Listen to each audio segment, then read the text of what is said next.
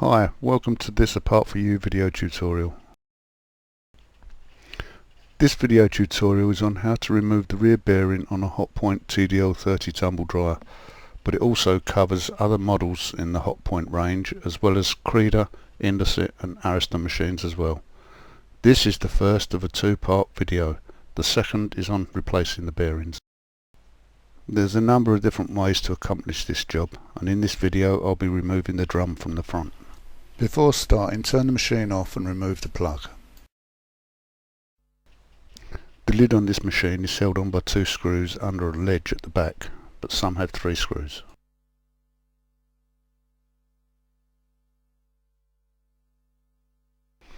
With this lid you have to lift it slightly and push it backwards, but other models may vary in how they come off. The console panel is held on by these two screws, which is very close to the pointed end of other screws. This makes them difficult to hold, and a magnetic screwdriver will be very handy here.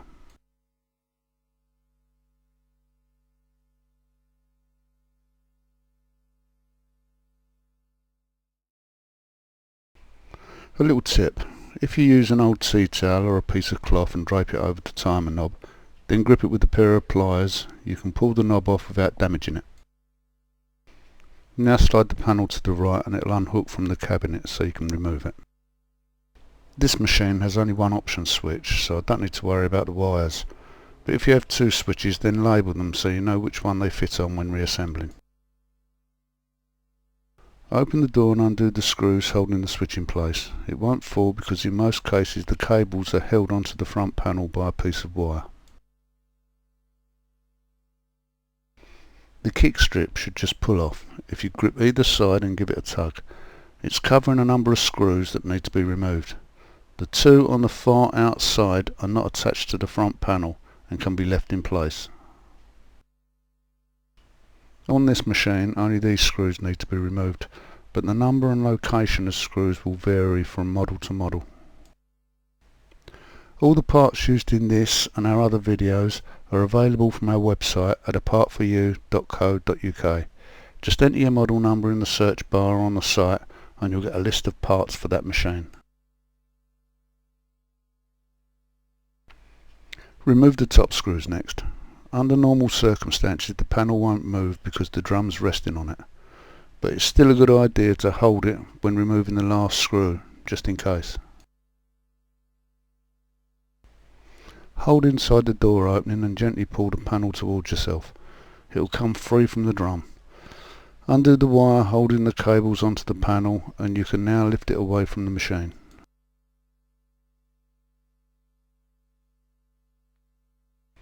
Take the two thermostat wires off and put the panel on one side out of the way. If you gently pull the belt towards yourself while turning the drum clockwise, it will come off easily. The panel that runs across the top of the cabinet is held on either side by two screws in the front and one on top. This panel has to come off so you can take the drum out. As well as these videos, we have a number of exploded diagrams on our website for various models that let you identify the part you're looking for, even if you're not sure what it looks like. There's normally two different size screws used on these panels, so take a look at them as you take them out. Unhook the wiring from the base of the cabinet and the whole panel can now be lifted and hung over the side of the machine, out of the way. But be careful not to pull on the wires or scratch your paintwork. Now go to the back of the cabinet and remove the two screws holding the rear bearing cover on.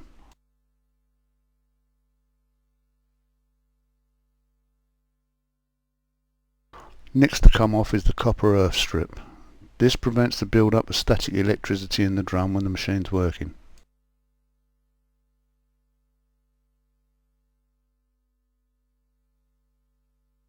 Use a pair of pliers or grips and bend one end of the wire retaining pin straight. Grip the other end tight and with a hammer tap it out.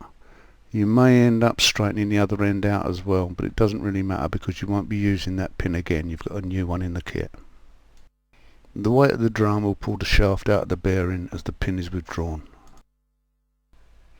It would be a good idea to remove the internal ducting tube at this point.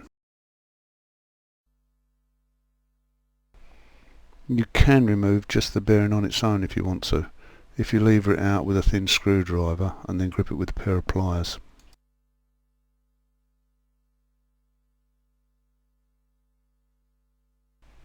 As you can see, the hole in this bearing is oval inside.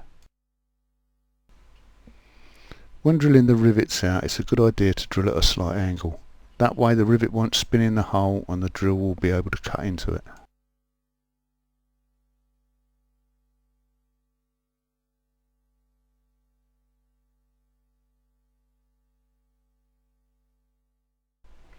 Use a number 25 Torx bit to remove the screws that hold the bearing shaft onto the drum.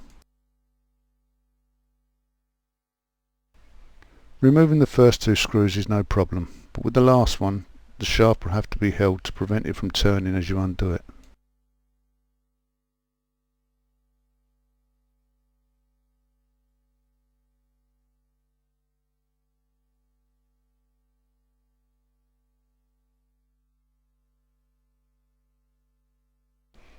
Because the kit comes with all the parts needed to complete a full repair, I've drilled the rivets out that hold the housing in place, and I'm fitting a new one, as well as a new shaft and bearing block.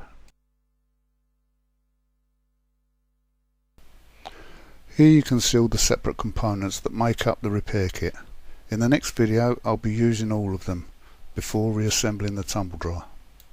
We hope this video was useful to you, and remember to shop online at apartforyou.co.uk, because this is how we're able to finance making these videos. Thanks for watching.